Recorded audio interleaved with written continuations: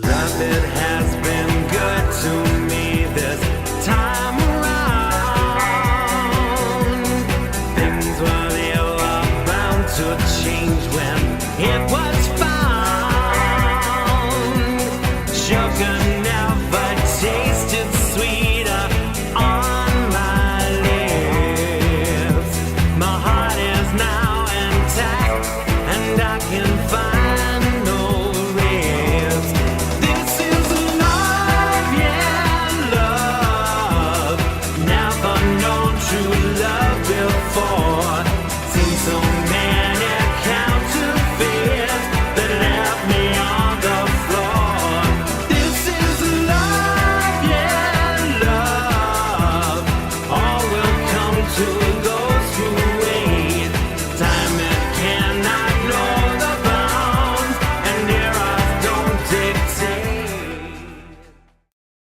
Oh, no, sorry, Eros, don't dictate. Hello, and welcome to the finest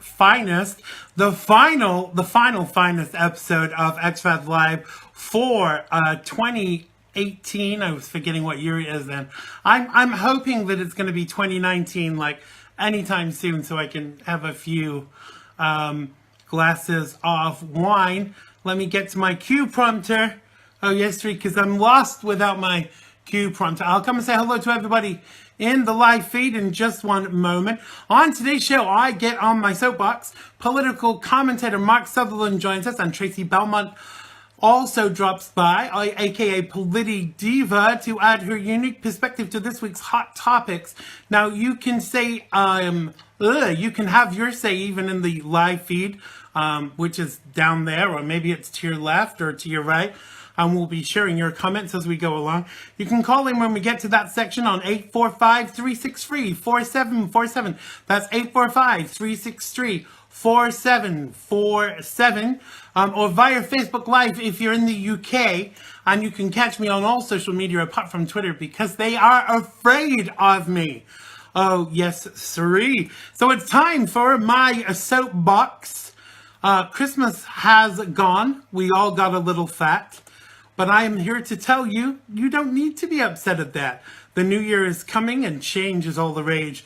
And in no time, dear Zan fans, you'll be able to see your rib cage. Now, I don't know about you, but during Christmas, I ate for America and also England too. And not because I was hungry, but because, yes, friends, it was there. And at this time of the year, we all buy too much and eat too much and drink more than we need and end up with lots of stuff we didn't eat and probably shouldn't after the holidays. What to do with said foods? I am going to donate mine because I know there are people out there that need them far more than this rotund broadcaster. It's back to healthy eating for me, and my belly breathes a sigh of relief, or is that just gas? Now, the constant charity ads on the TV, I don't know about you, but they've kind of designed to guilt you into being sorry for having worked so hard and are concerning. Now, surely we all know well before the Christmas season what charities we want to support. And then the Queen comes on and tells you how she sees things. My husband and I, etc., etc. And in the United States, we get a message from the Donald. I mean, he emails me every day, you know. And after the gifts and the tree and eating everything in sight, and some being envious of what Xander didn't bring them, what is there? Well, if you want to know, I'm going to tell you what there is. There's Jesus, the man who was born of Mary, wrapped in swaddling bands and laid in a manger. Some wanted to kill him, some wanted to give him gifts, and some wanted to worship him, and some of us still do. Now, I don't care whether he was born on December 25th, or whether it was three kings or wise men, or hairdressers that came to see him. However, I do care that we have a God that loves us so much that he gave us his son to die for us on the cross.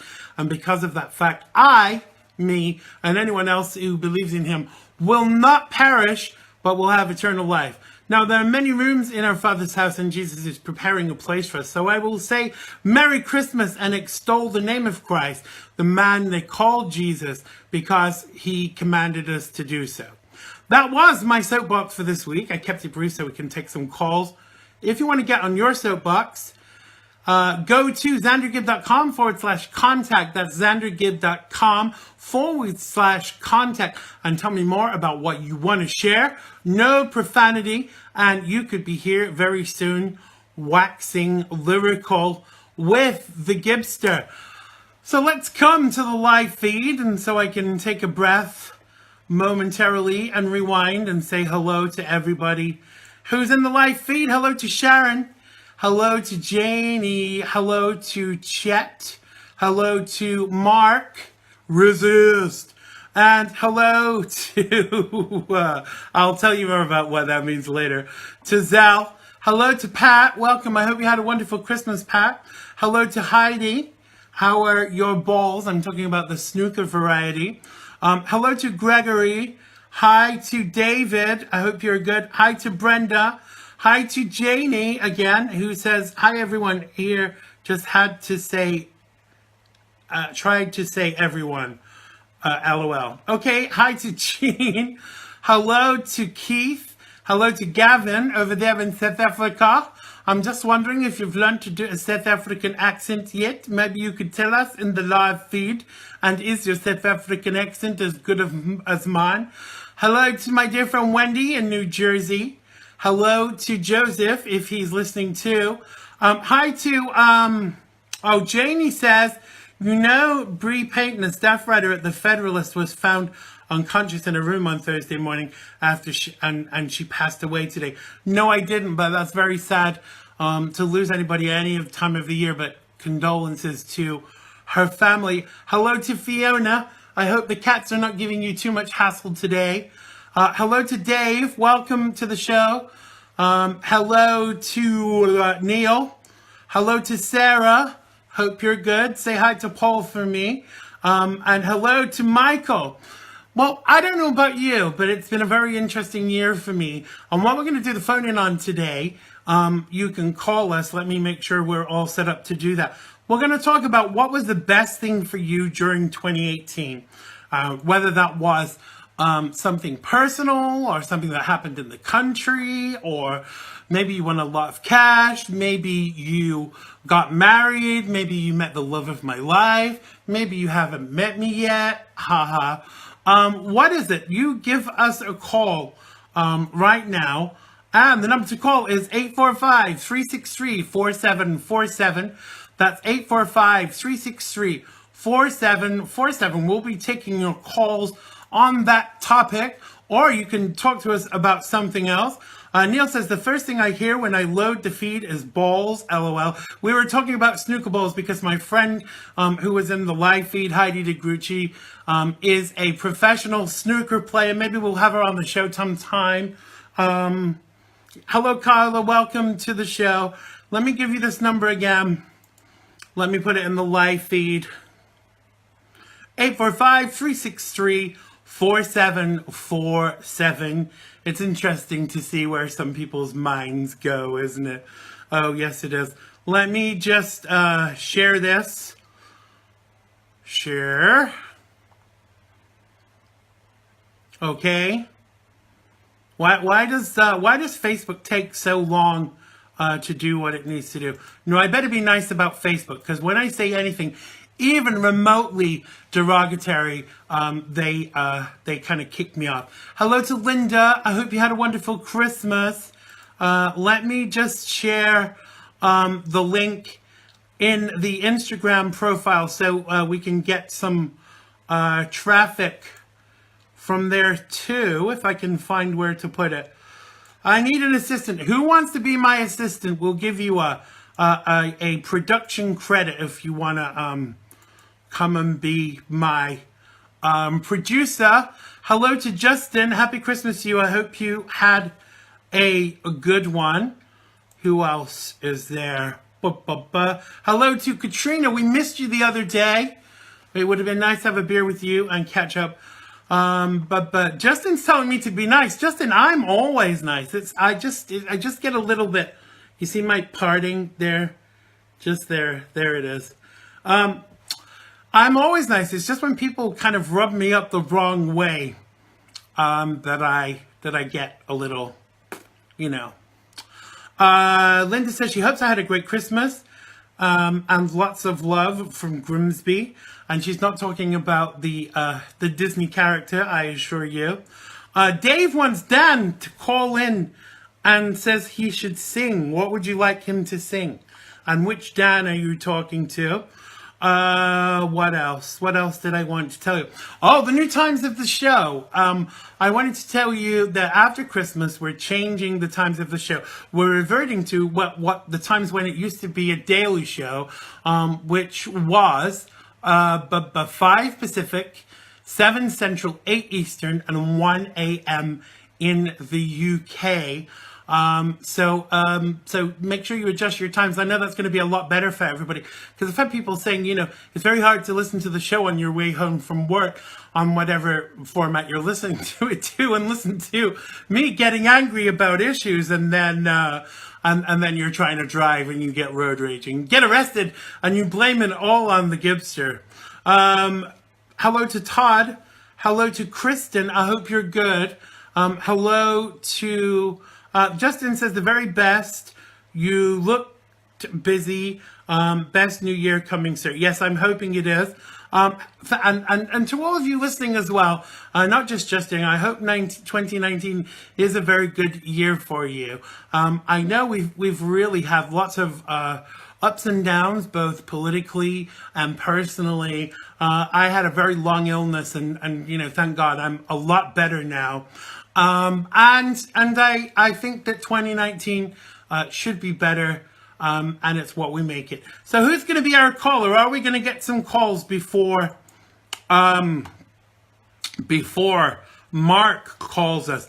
The number is 845-363-4747 if you're in the United States. And you can call me on Facebook Live if you are in the UK. So that's 845-363-4747 if you are in the United States. Neil is saying, oh my God. Hello to Kate. I'm sorry I missed your gig the other night. You'll have to let us know in advance in future so we can plug your gigs for you. Kate is a fabulous singer. And for the life of me, I can't remember what her group is called, but you should definitely go see them. We'll be sharing the links for that when they have their next gig, and you'll probably see me there too. Although I won't be singing. Justin says, sorry for being the dumbass who's late. Don't worry, no one gets a tardy slip on this show, I assure you. The topics for today, you'll have to wait till we introduce them. We'll be talking some politics in the hot topics with our guests. We're not doing a review of the year this year. We decided not to do that because everyone else is doing it. Janie says, 2018, I have learned the power of mantras, the importance of self-worth in God. Forgiveness has nothing to do with reconciliation, and only seek advice from people you admire. Amen to that. Hi to Martha. Welcome. I hope you had a wonderful Christmas. Let's see if we can get some calls. I'm going to give out the number again. The number is 845-363-4747. That's 845-363-4747. We'll be taking a couple of your calls before our first guest joins us. Oh, yes, we will. My where I broadcast from is so hot. I have to have the fan on too, so it really dries out my voice. So if I start to sound a little too masculine, just let me know and we'll tone it down a little bit for you. What else did I want to tell you about? What did I watch today? I watched a fabulous movie on Netflix called Bird Box. I'm not going to spoil that for you, but it's with Sandra Bullock. And she is a really good actress. This was a great movie. If you like suspense thrillers, that was really good. And I'm watching this new Australian series as well called Tide something or other. That's pretty good too. Hello to Sean. Welcome to the live feed. Martha says, can't wait for 2018 to be over. Yeah, I kind of agree with that. It's been a very interesting year, but I don't know, I spent half of it in bed, dying basically. But I am alive and well, praise the Lord. And I don't mean that in a sarcastic way. I mean that honestly, and truthfully. Me, too masculine. Well, nobody ever said that before. All right, let's give you that number one more time. Everybody complains about not being able to call in, and then no one calls in, or they call like a minute before the guest. So this really is literally your last chance to call. 845-363-4747. That's 845-363-4747 if you're in the United States. And if you're in the UK, you can call us via Facebook Live. There you go. Yeah, I haven't had a drink yet, honestly. There's some champagne sitting on ice over there in my dressing room. Justin says, check out The Ballad of Buster Scruggs. Good stuff on Netflix. I'll add that to my list. Everyone sends me stuff to watch on Netflix, and some things I watch, I know within the first 5 minutes if I'm going to get into what I'm watching. And I guess most people are the same. And then I give it another 5 minutes. If I'm still not into it, I'm like, nah, I'm out of here. Because I think taste is relative, and I think that we're not all going to like the same things. But, you know, I like horror stuff. I like sci-fi. I like a bit of everything, really. What do you like? Maybe you can call and tell us in the last couple of minutes. We've probably got time for one call. 845-363-4747. 845-363-4747. Oh, yes. Siri. Sharon says, you all would laugh at me because I'm a dork, so I ain't calling. Hello, you're live on XRadLive. What's your name and where are you calling from? Hello? Speaking. Hello, Xander. It's Mark Sutherland speaking. Hi, Mark. You've called us just a little bit early, but that's... Are you there? We lost Mark. Okay, well, we'll start on Mark's intro because I'm sure he will call back any time. So my first guest on tonight's show is a broadcaster, writer, and is as interested in Brexit as I am and the State of the Union in the United Kingdom, but is as equally versed on the United States. And he will probably call us back any second. And while we're waiting for him to call back, I'll return to the live feed. Okay, Martha says, glad you're better. Try once more, Mark. I'm sorry about this. The Skype is playing up tonight. Neil says, sci-fi giant robots. Chet says, I froze up for him. I don't usually freeze up for anybody, brother. It's the technology. It's Facebook. They heard that I said something. They heard that I said something about them earlier, I'm guessing. Okay. I'm sure Mark is going to call us any second. Here we go. Chet, please join me in welcoming back to the show the one, the only, the fabulous, my brother from another mother, Mr. Mark Sutherland. Hello, Mark. How is the world with you? It's very well. A happy belated Christmas to you and all the listeners, and also a happy and prosperous New Year. Sorry, I'll just put my teeth back in. Yeah, did you start drinking early? It's going to be quite a year, I think, my brother. In Absolutely. Many ways. Did you start drinking early tonight, or are you breaking the teeth in for a horse? I'm just breaking the teeth in for my horse. Yes, absolutely. And it's that wonderful thing of not drinking, but it must be something in the water. Anyway, how are you, sir? I am wonderful. I had a lovely break, a few days off, and I had a couple of days away from politics, which is good. But you know, so many people kind of still want to discuss it on Christmas Day. I still had like 50 people send me videos of stuff to watch, and I took 2 days off. You know, I'm just like, that's me. I'm done for 2 days. You know, all I'm going to do is cook nice food for my family, eat lots of chocolate that I'm not supposed to eat, and, you know, just relax. But one thing that didn't seem to change at all, and doesn't seem to be changing, because I really want to touch on this because this is something we all talk about, is the Brexit situation. I don't know about you, but I'm seeing more and more British politicians who were totally against the no-deal Brexit being totally for it now. What do you think has caused the shift, and do you think it's a positive sign?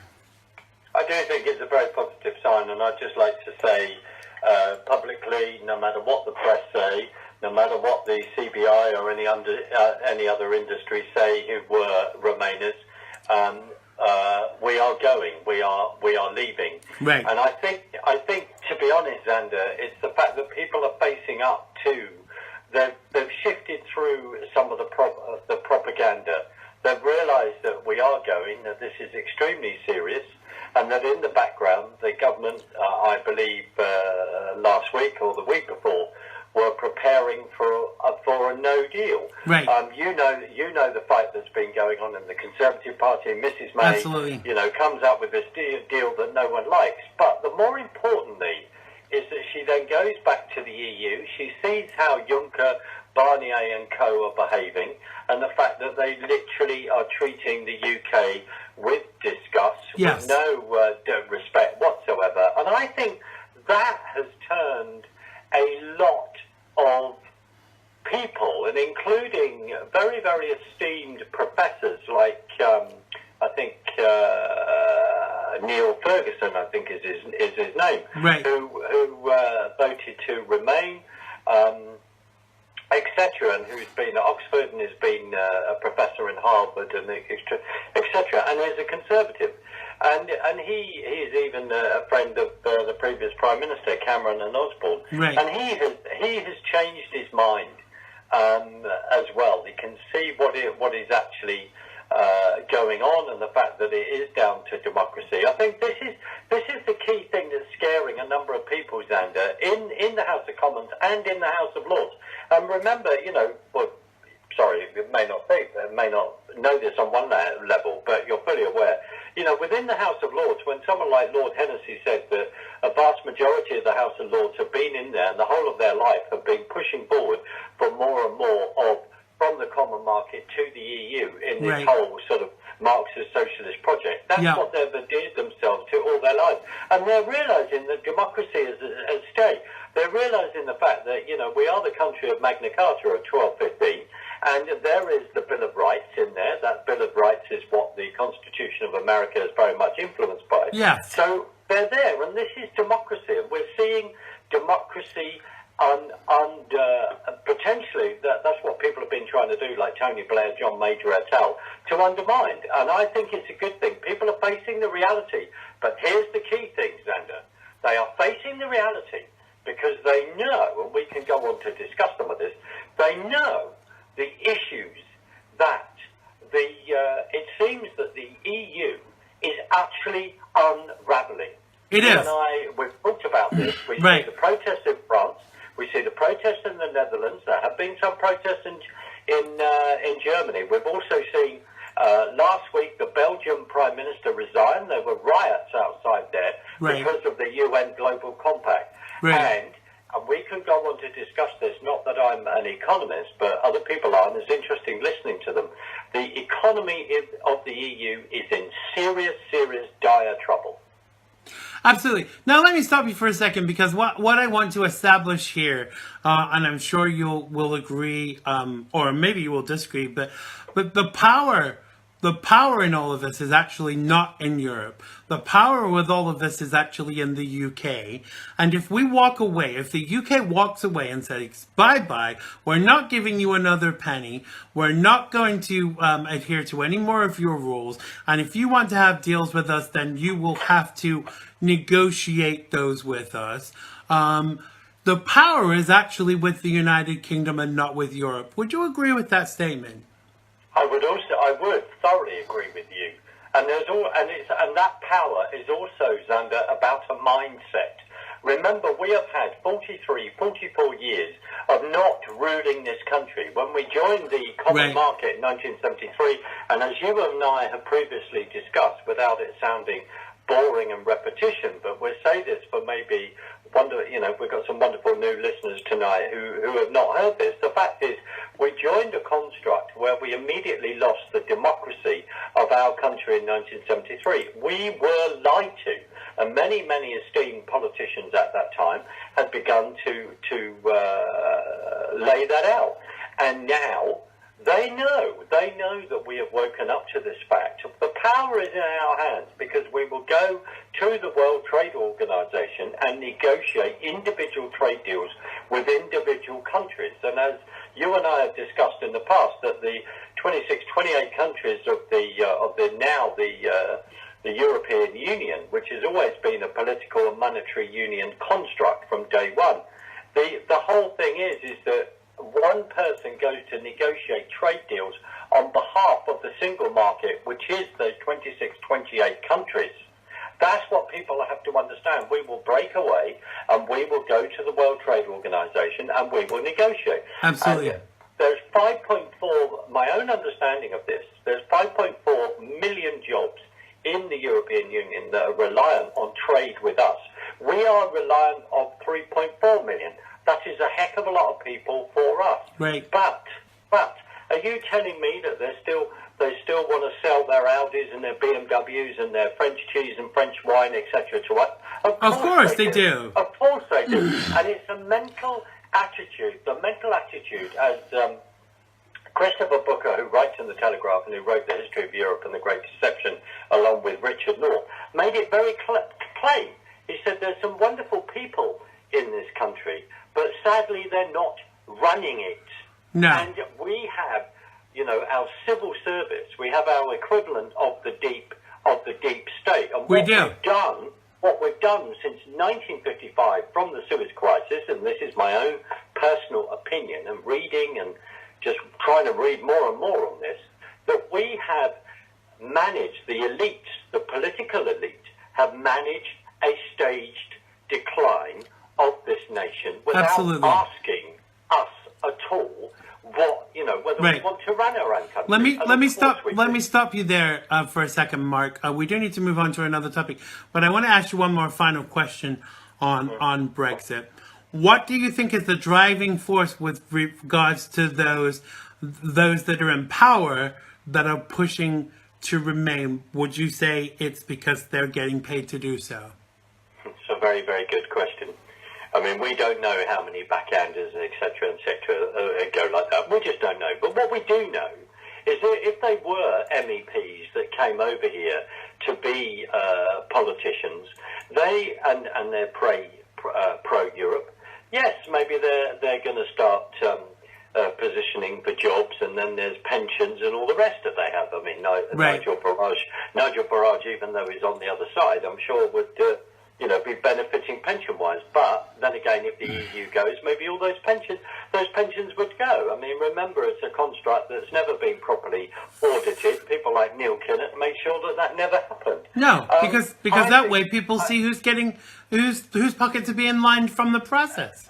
Precisely, and people like Marta Andreessen, who was the EU chief accountant, and she was sent in, I think, in 1997 or just after that, to try and audit the whole place, and then was treated abominably. It seems to benefit them, but Xander, the key thing is this: from a Christian point of view, right? Well, I believe that, and so do you. Yeah. But the key thing is that when Scripture talks about that we're not fighting against flesh and blood and principalities and powers, the fact is, to me personally, along with others that would agree, is that the EU is a principality and a construct of leading to a one world government system, new world order. You're right. We're not making it up because the UN have been calling for this. Absolutely, and whether people like to admit it or not, This is even the parallels between what's going on in the UK and America right now are actually so disturbingly similar, because it is a fight of good against evil. And I'm not saying, well, yes, I am saying that some Democrats are, on the side of evil, because if you don't want to protect your own country, what does that say? Why are you in the job you're in as a politician of a country if you don't want to protect your own country? And I think people need to remember this next time there's the opportunity to vote, which really leads us, that's a great segue. I know we could talk for hours about Brexit, but I want to move on just a little bit because we're time bound today. Because President Trump threatened on Friday to seal off the U.S.-Mexico border entirely if Congress does not approve billions of dollars in funding for a wall. In tweets, the president said the alternative to the funding, his hugely controversial wall, would be total separation from Mexico, including car companies pulling out their factories based on the other side of the frontier. Now, the threat up the ante in the political battle has led to a partial shutdown of the U.S. government and seems set to dominate the start of the third year of Trump's presidency. We will be forced to close down the southern border entirely if the obstructionist Democrats do not give us the money to finish the wall and also change the ridiculous immigration laws that our country is saddled with. Trump tweeted with the border shut. Trump said he would take U.S.-Mexican relations back to the days before the NAFTA agreement opened, free trade across Canada, Mexico, and the United States. Now, the Dems, interestingly, seem happy to give money to other countries to build their walls, but all Donald Trump is asking for is $5 billion in funding, which is a drop in the ocean to what they just gave to Turkey. For the wall along the 2,000-mile border, which he said is currently too porous to stop illegal immigration. Now, what do you make of this? Why do you think the Democrats want to block this at every juncture? What have they actually got to gain? Because clearly they've got something to gain from this. Well, the Democrats, or the Democrats, as some of us will call them, the bottom line is, to me, respectfully, that this is about votes. This is about votes. We see what's happening in California, which seems to be turning into the socialist stupidity under Governor Brown. This is about votes.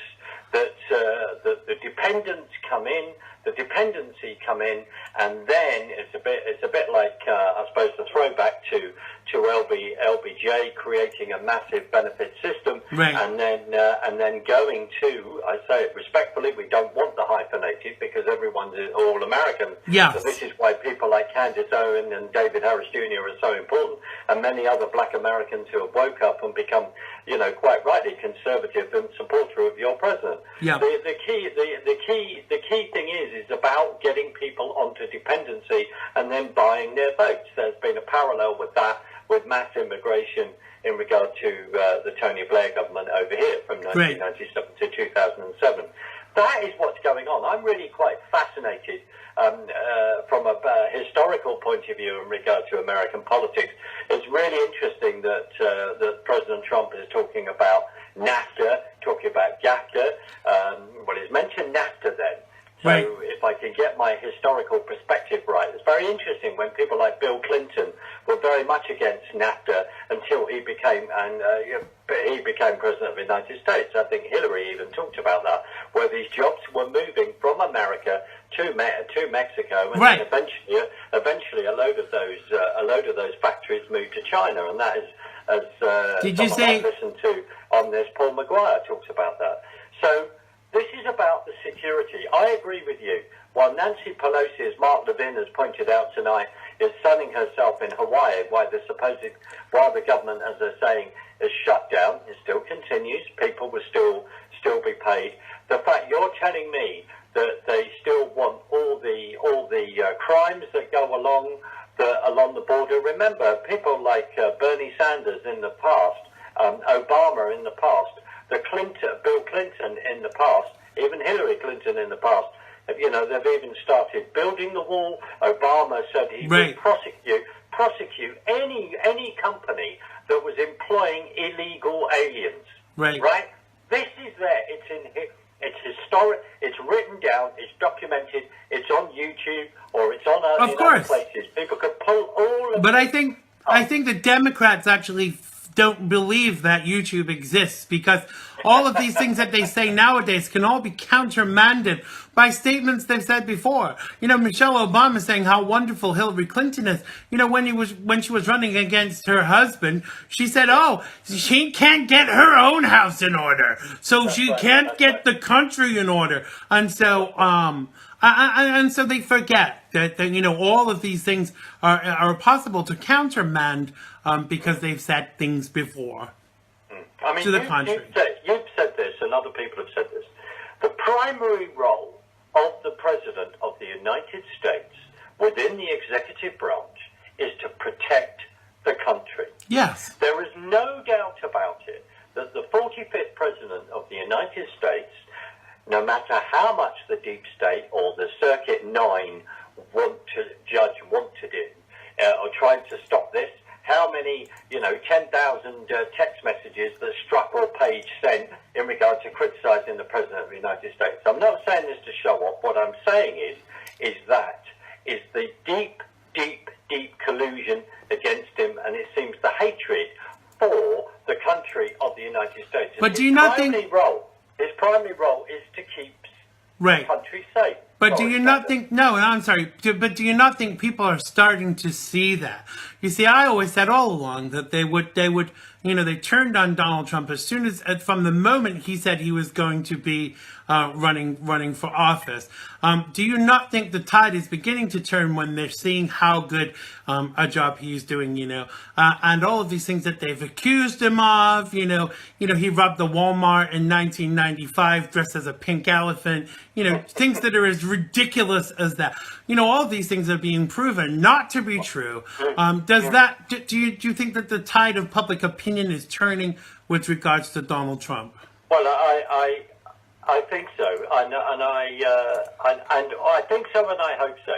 And chatting to a lot of friends of mine on that side of the pond, they are.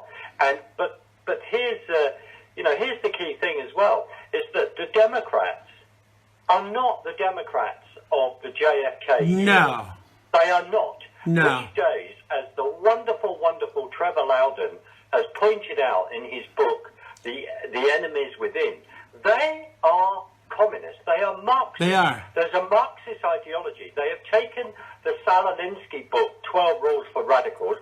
They have swallowed it, ate it for breakfast, lunch and dinner, and this is what they base the whole of their movement on. If we look at Obama, that is what he did. We know his contacts with Bill Air of the Weather Underground, etc. Yeah. So these people are radical communists.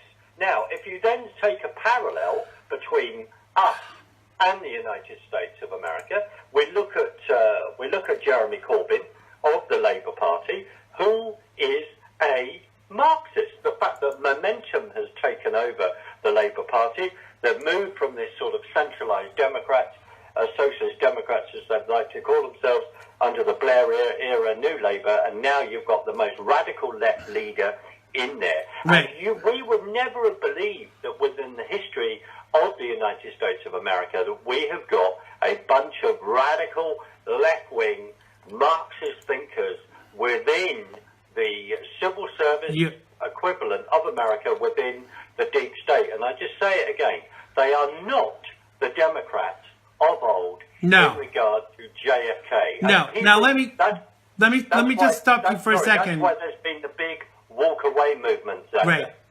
We're running out of time. But I just want you to ask you one more question I want you to answer as succinctly as possible. Now, within the realms of conservatism that we know in America, please tell our audience: is Theresa May a true conservative? No. No. There you go. So for all of you out there that tell me that I should support Theresa May more because she's a conservative, now you know why. We are out of time.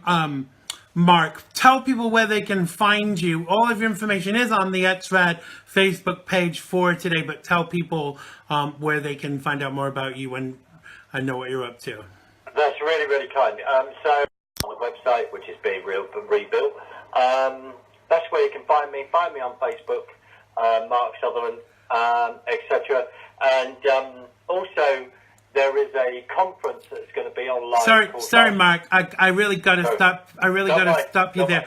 But we'll share all of the information. If you send it to me, we'll make sure it's shared on the information page for today. So my next guest is a broadcaster. My teleprompter has died on me again. Is a political analyst, conservative influencer, and former professional actress and model with 3 degrees in health, physical education, biology, and history, and a degree in process. Tracy is much more than a pretty face. She's a well-respected, award-winning education expert and is well known in DC for her work on GOP campaigns. She's an accomplished writer and one of the most popular hosts on Your Voice America. Please join me in welcoming for the first time to XRadLive, the one, the only, the fabulous Miss Tracy Belmont. Welcome to the show, Tracy. How is the world with you? Oh my goodness, what day is it? I don't know. What day it is, what time it is. No. It's like that time of the year. Yeah. Should I comb my hair today? Yeah, I definitely combed mine because I was going on camera, but I know exactly what you mean. And I don't know whether I'm coming or going or if my name is Xander or whatever it is, but I know I could do with a drink. I really could. This is nice. Yeah, this is nice not to be camera ready. I can't even tell you. I'm in my PJs. I got my hair in a haphazard bun. I might have oatmeal on my shirt from this morning. Like, wild over here. Absolutely. I'm the same. Like from the waist down, I've got my shorts on. I got flip-flops. You know, my sunglasses are here, you know, ready to put on. I'm on a beach, really. Or at least I wish I was. So welcome to the show. This is the first time you've joined us, but we work with so many of the same people, and it's nice to finally have you on the show. So I want to jump right into topics because we're always very time bound with regards to the show. But before we do, I want to talk for a moment about an organization that you introduced me to called Heroes for Heroes. Donato has been on this show and he's been on Joe's show. Do you want to just tell us very quickly about that charity and how you got involved? Sure. Well, Donato, believe it or not, is from my hometown. And he's familiar to a lot of people because Congressman Lee Zeldin took him to the State of the Union address. And Donato has been in public service for a really long time. He went down after 9/11 and fed all the first responders for free. So right. He's just really, really good people. So the first time I ever knew of Donato was from the State of the Union address because the local news went crazy with him. So I did get him on Your Voice America. Right. One thing led to another, and they asked me to come down and help to feed some veterans that were homeless and some veterans that were in need. And it's just, it's a pleasure. It's just, it reminds me of being with my grandfather again. Right. A lot of those guys that, World War II vets, getting the pleasure to hang out with. So, Donato's great people. The organization is unbelievable. Totally. And right now what we're trying to do is raise a fund to fix the VA pool, which we don't have funds for because they do use that for physical therapy. Right. So we're trying to do that. Absolutely. So we'll try and get the links for that because we always on the X-Rad show, we always kind of support a couple of charities and Heroes for Heroes is one of the ones that we've kind of nominated for 2019 because what they did and what they do kind of really touched me. And really the guy was on. I interviewed him on Joe's show. I've had him on my show, and just what they're trying to do is amazing. So we'll share that after the show, so you can get involved and help out if you can. So I want to switch directions now because Americans, and not sure which ones or what drugs they had taken, had apparently ranked former First Lady Michelle Obama as the most admired woman in the world in Gallup's poll. Now, for the first time in 17 years, Hillary Clinton didn't top the list. I wonder why. Former President Barack Obama topped the list for the most admired man the 11th year in a row. Obama was the runner-up to Clinton on the past list for the past 3 years, but she has been in the public eye lately with the publication of her best-selling memoir, Becoming a Woman. No, it's just called Becoming. Gallup conducted phone interviews with a random sample of 1,025 Americans, which is probably like 0.00001%, all clearly demented and liberal, asking them to name the man or woman, or in this case, man, woman that they most admired. Voting for the most admired woman, 15% named Obama, 5% named media executive Oprah Winfrey.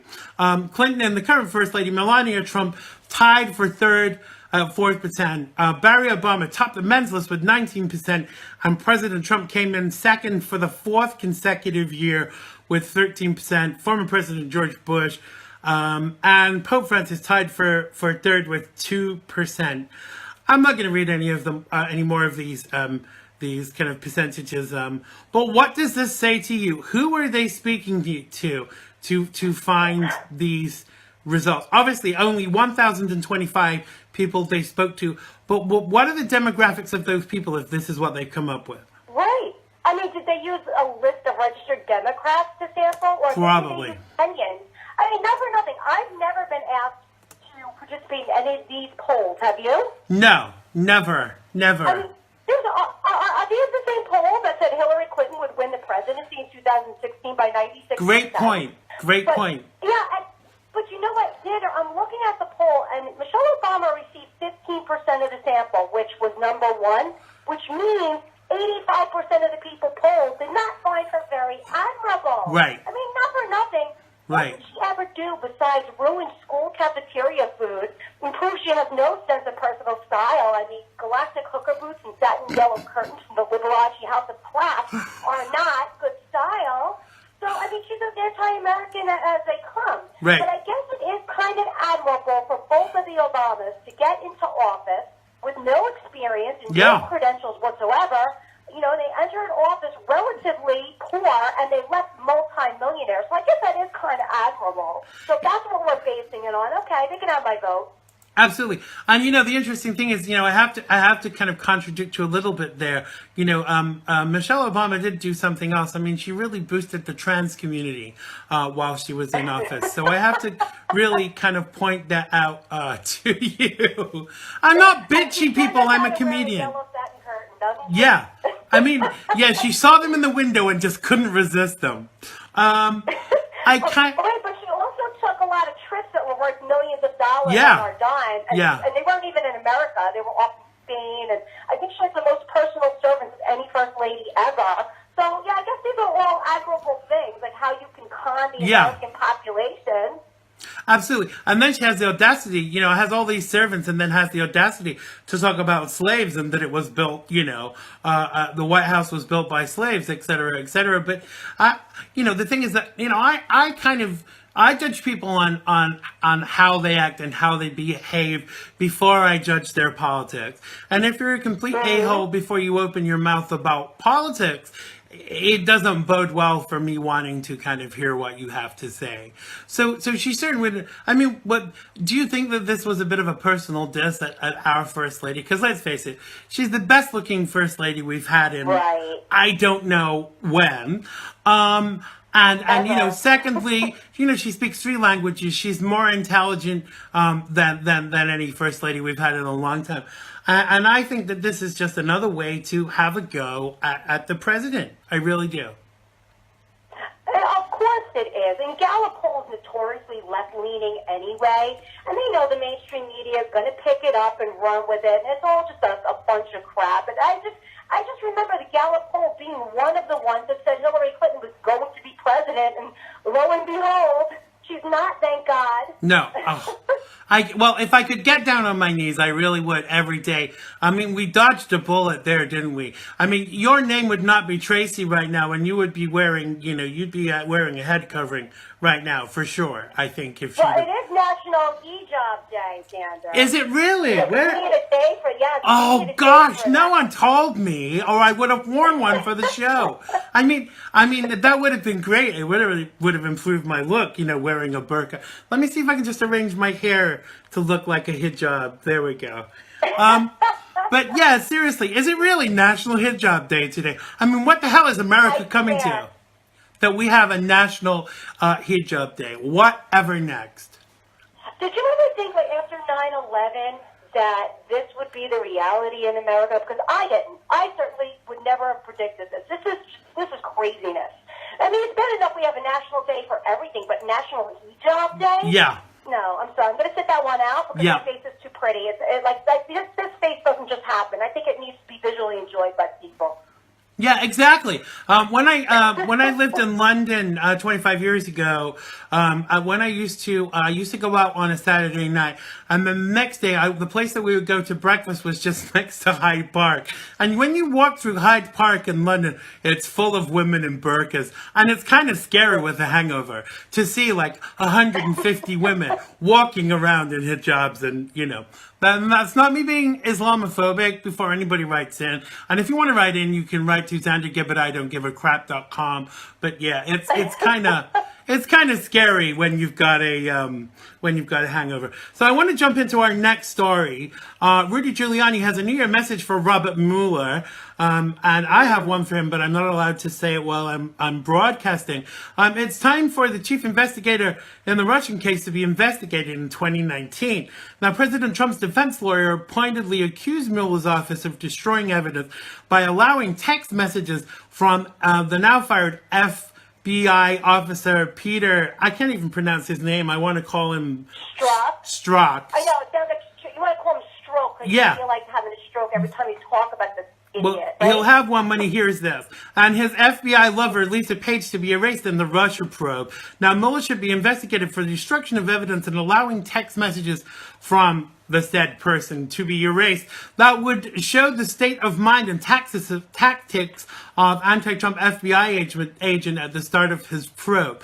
Now, Giuliani said the Justice Department Inspector General, the IG, reported this month that it found large gaps in the preservation of official government texts between the said person and Page and two of the top FBI agents who helped to start the Russia probe in 2016, who were having an affair at the time. Hello, conflict of interest.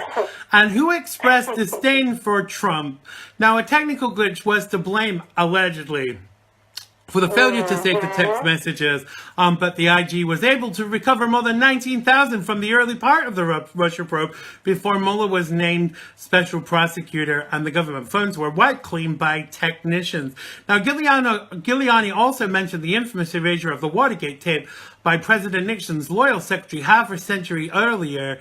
It's actually worse than Rosemary Woods, he explained. She erased less than 90 minutes of conversation, but the FBI got rid of more than 19,000 messages. And the messages from this guy on Page worked for Mueller are lost forever. The Russia probe investigators should be investigated for using the Steele dossier to justify a search warrant on a Trump advisor without the court.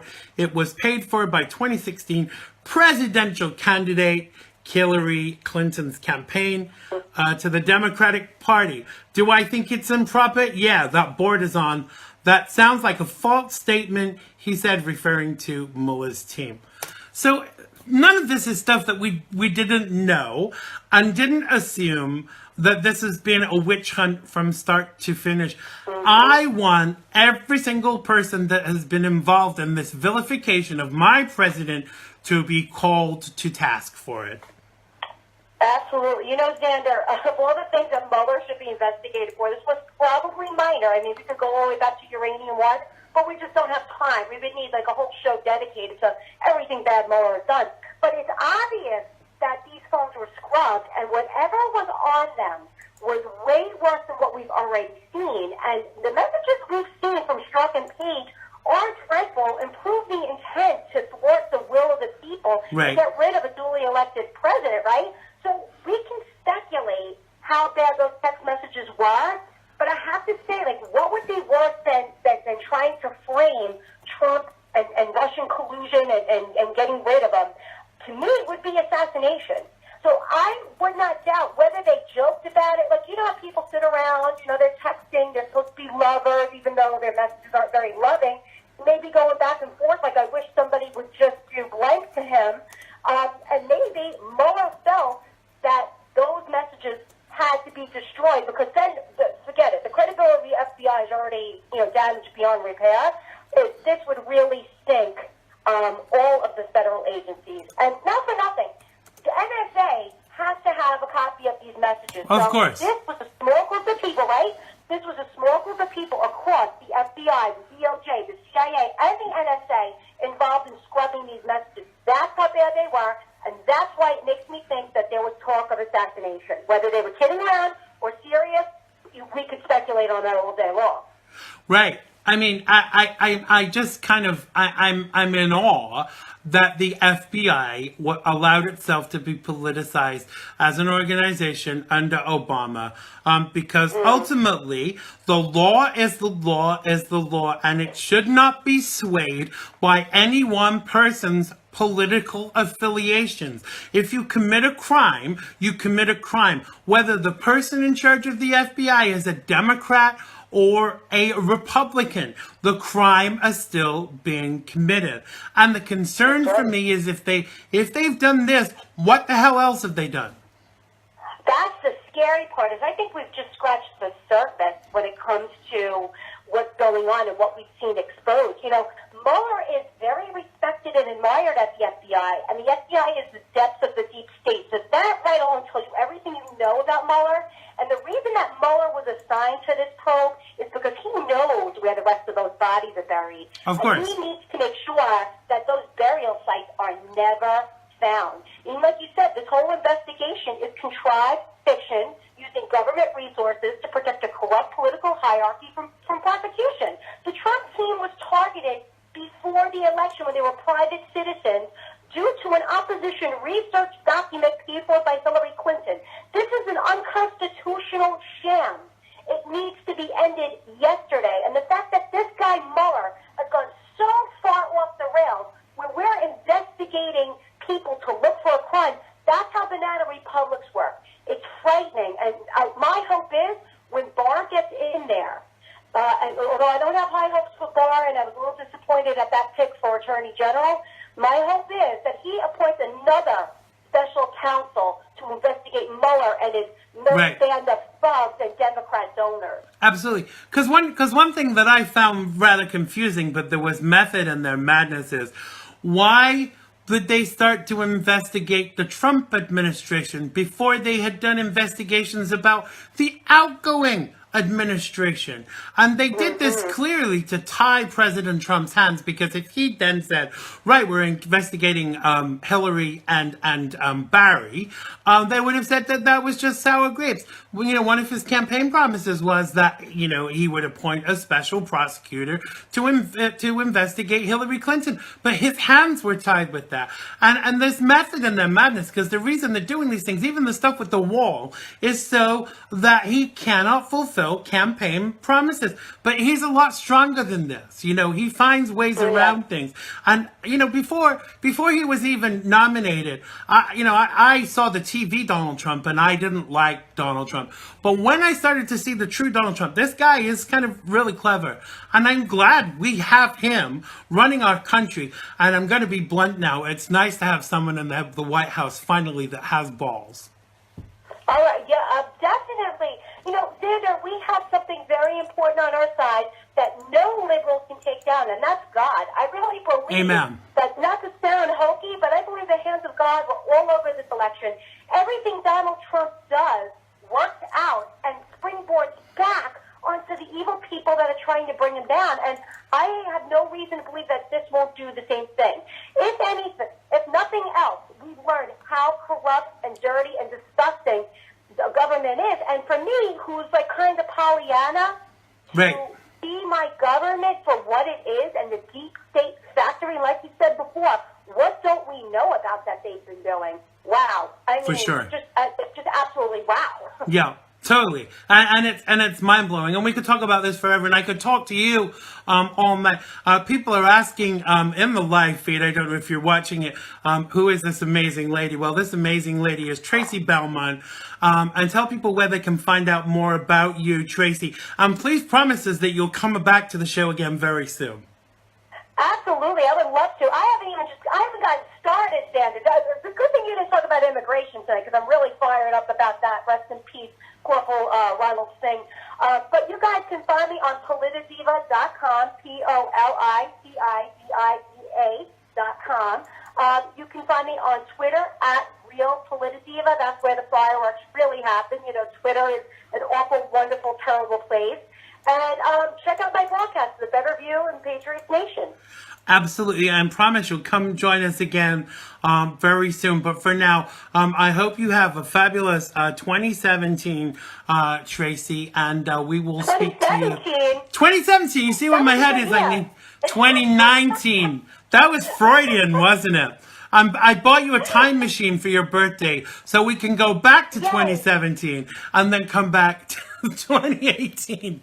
I don't know where my head is tonight. Be a little bit younger. For sure. But so thank you so much. Have a great one, Xander. You too. Lovely to talk to you, Tracy. Have a lovely weekend. Lots of love. Thanks for having me. Take Bye, care. everybody. Love you, Patriots. Bye. That was the fabulous Tracy Belmont, the Politidiva. I just shared her website in the live feed. Make sure you go and check her out and check out her appearances. Yes, Tracy does rule. She is fabulous. Don't know where my head was tonight, saying I hope she has a fabulous 2017. I hope she has a fabulous year every year. I want to say thank you to all of you for welcoming me back to the airways with my show. As I said, we will be changing times next year. More information about that very soon. Thank you for joining us, Tracy. That was lovely. Great to talk to you. Thanks to all my supporters. Thanks to everyone who listens to the show. You really do rock, and you have fabulous taste. Have a wonderful and fabulous 2019. Thanks to everyone who's made today's show possible. Thanks to you for watching and listening. Thanks to political commentator, my good friend Mark Sutherland, and the fabulous Tracy Belmont. And we will be back with you next year, which sounds like forever away. But as I won't see you before the new year, I thought we would close with this. Thank you so much. Please press the share button, share the show, let people know of what we're doing. Thank you all for watching. Thanks for listening. And I do love you all. I really do. Bye-bye. Life, it has been good.